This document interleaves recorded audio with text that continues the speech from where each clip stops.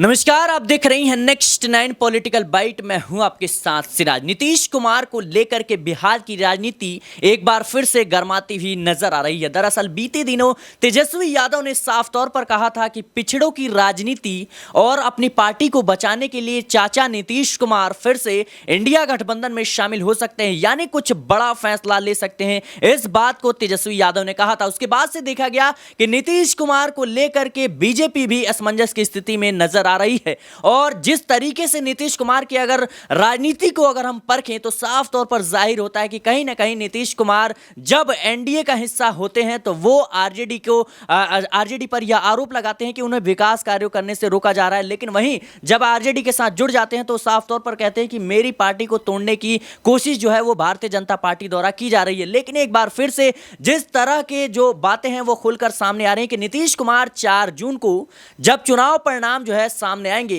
उसके बाद से एक बड़ा फैसला ले सकते हैं। और ये नहीं भूलना चाहिए हमें कि अभी बिहार विधानसभा चुनाव अगले साल है, तो क्या नीतीश कुमार एक बार फिर से पलटी मारते हुए नजर आएंगे? ये वही नीतीश कुमार हैं जो एक राज्य के मुख्यमंत्री के तौर पर 9 बार शपथ ले चुके हैं। और नीतीश कुमार जिधर आप सोचिए कि तीसरी पार्टी होने के बावजूद भी, तीसरे नंबर की पार्टी होने के बावजूद भी बिहार में सत्ता परिवर्तन करने का जो मादा है वो अभी भी नीतीश कुमार रखते हैं। और क्या बिहार विधानसभा चुनाव में नीतीश कुमार जो है कोई अहम भूमिका अदा कर सकते हैं? मेरे साथ इस मुद्दे पर चर्चा करने के लिए नाज़मीन मौजूद हैं। उनसे जानने और समझने का प्रयास करेंगे कि आखिर नीतीश कुमार के दिमाग में इस वक्त चल क्या रहा है और क्यों वो एनडीए के साथ है और क्यों अब वो आरजेडी का जो है रुख कर सकते हैं। नाज़मीन, आपको क्या लगता है कि नीतीश कुमार को लेकर के जिस तरीके से तेजस्वी यादव ने बयान दिया कि चाचा जो है पिछड़ों की राजनीति और पार्टी को बचाने के लिए फिर से कुछ बड़ा फैसला ले सकते हैं, क्या कुछ उनके फैसले में हो सकता है? नीतीश कुमार के दिमाग में इस वक्त चल क्या रहा है?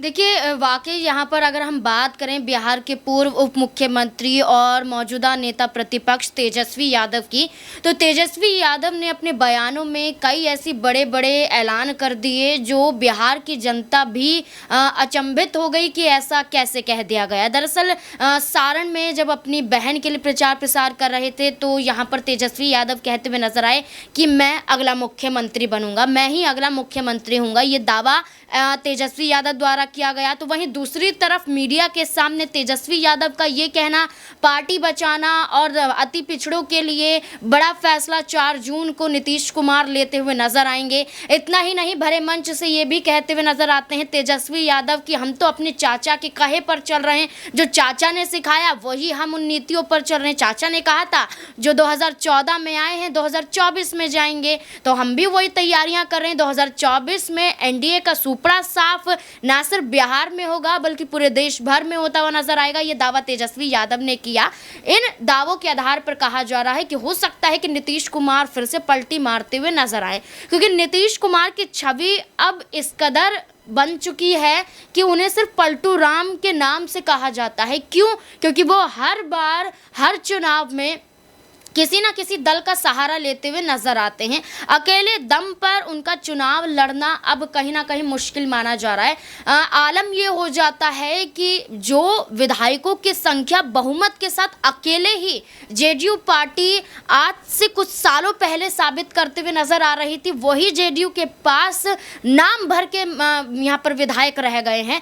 तो जिसका खामियाजा नीतीश कुमार को विधानसभा चुनाव के दौरान भुगतना पड़ सकता है। और विधानसभा चुनाव से पहले स्थिति ये बन गई कि भाई सरकार अल्पमत की स्थिति में है, तो ऐसे में तो और भी ज़्यादा मुश्किलें जेडीयू पार्टी के लिए खड़ी हो सकती हैं। इसलिए कहा जा रहा है कि नीतीश कुमार अपनी पार्टी को टूटने से बचाने के लिए, नीतीश कुमार अपने आप को फिर से मुख्यमंत्री बनाने के लिए वो कहीं ना कहीं आरजेडी का रुख करते हुए नजर आ सकते हैं और तेजस्वी यादव लालू प्रसाद यादव से मुलाकात कर कोई बड़ा फैसला ले सकते हैं, क्योंकि इसके संकेत अभी से मिलने शुरू हो चुके हैं। क्योंकि नीतीश कुमार की बात करें तो नीतीश कुमार का प्रधानमंत्री के रोड शो में भारतीय जनता पार्टी का चुनाव चिन्ह कमल हाथ में लेकर रखना, लेकिन चेहरे पर वो खुशी जाहिर ना करना कि मैं चुनाव प्रचार कर रहा हूं। यहाँ पर दुख नजर आता है कि वो इस परेशानियों में है कि जेडीयू पार्टी के तमाम प्रत्याशी मौजूद हैं, प्रचार में भारतीय जनता पार्टी के लिए कर रहा हूं।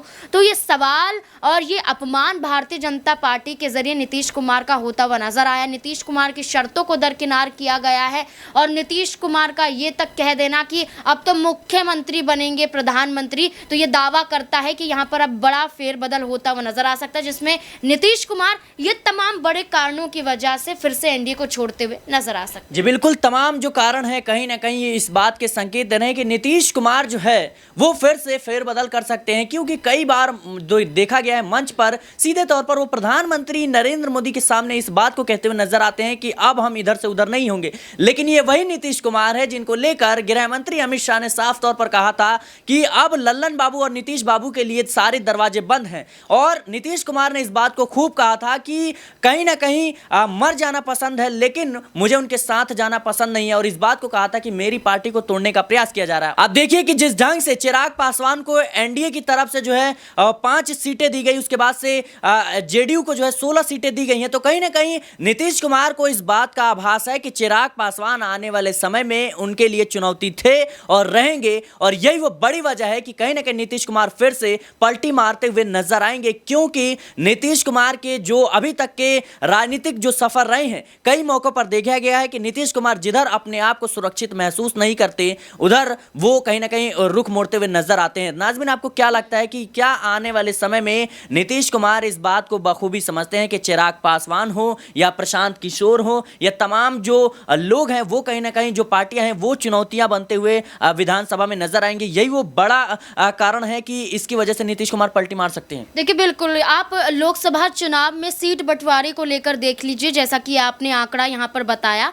आप ये देखिए कि यहाँ पर कई पार्टियों को एनडीए ने दरकिनार किया और कई पार्टियों में आपसी लड़ाई भी करवाई और कई पार्टियों को यहाँ पर कम सीटें भी दी गई, जिसमें सबसे बड़ी पार्टी जेडीयू पार्टी बनती है। क्योंकि अगर JDU party, Janata Dal United ने अगर एनडीए का साथ ना दिया होता तो आज यहाँ पर उप मुख्यमंत्री की कुर्सी पर सम्राट चौधरी ना बैठे होते, विनय कुमार सिन्हा यहाँ पर ना बैठे होते, विजय कुमार सिन्हा। तो सवाल ये उठता है कि नीतीश कुमार की बदौलत ही यहाँ पर उप मुख्यमंत्री की कुर्सी पर दो नेता बैठे हुए हैं। भारतीय जनता पार्टी भी आज बिहार में नीतीश कुमार की वजह से ही मजबूत स्थिति में है। लेकिन जैसा कि आपने कहा कि जब गृह मंत्री यहाँ पर अमित शाह चुनाव प्रचार प्रसार करने के लिए आए थे आज से कुछ वक्त पहले, तो वो दावा कर रहे थे कि नीतीश कुमार के लिए कभी हमारे दरवाजे नहीं खुलेंगे, वो चाहेंगे भी तो भी हम उनकी वापसी एनडीए में नहीं कराएंगे। तो अब यहाँ पर दोस्ताना देखने को मिलता है, यहाँ पर उनकी तारीफें की जाती हैं। तो ये वाकई नज़र आता है कि आप एक तरफ मना करते हैं, दूसरी तरफ स्वीकार करते हैं, फिर यहाँ पर उनको अपमानित करते हैं।